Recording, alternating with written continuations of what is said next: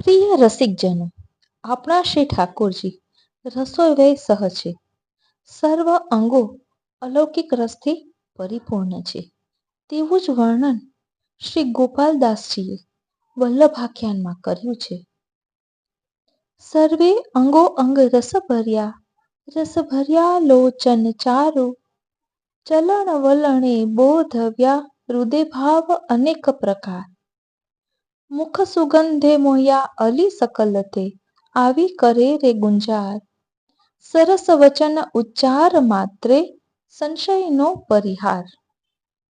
એટલે અહીં શ્રી વિઠ્ઠલેશ પ્રભુના સર્વ અંગો અલૌકિક રસથી પરિપૂર્ણ છે. આપ રસોવય સહજ સ્વરૂપ છે. આપના નેત્રના કટાક્ષ એવા અદ્ભુત છે કે આપણે જ્યારે દર્શન કરતા હોઈએ ને ત્યારે આપની કરુણાભરી દ્રષ્ટિના જ દર્શન થાય છે. આપ નેત્રોના હાવભાવથી જીવોને સુંદર બોધ આપે છે. આપના મુખારવિંદમાંથી પ્રગટતી વાક્સુધા એટલી મધુર અને સુવાસિત છે કે તેનું પાન કરવા ભક્તરૂપી ભ્રમરો સદાય આપની સન્મુખ ગુંજારવ કરે છે. આપના સુંદર વચનો દરેક સંશયને નિવૃત્ત કરે છે.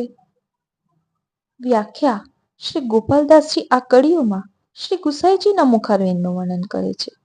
આપના શ્રી અંગના દરેક અંગ અલૌકિક મધુર રસથી ભરેલા છે.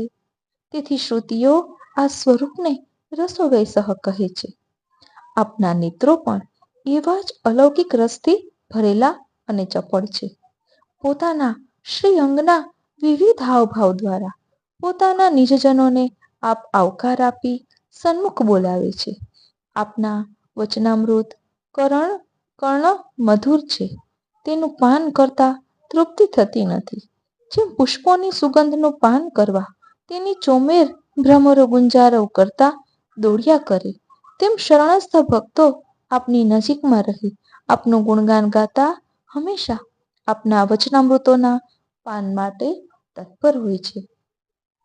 ભક્તોએ આપના નેત્રોના સ્વરૂપની ભાવના વિચારી છે. નેત્રોમાં શ્યામ રંગ છે, તે શૃંગાર રસને પ્રકટ કરે છે.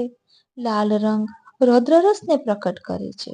શ્વેત રંગ શાંત રસને પ્રગટ કરે છે અને પીત રંગ વીર રસ પ્રગટ કરે છે. આ સર્વ વર્ણથી પ્રકટ થતા સર્વ રસ ભક્તોના રક્ષણ અને નિર્ભયતાનું સૂચન કરે છે.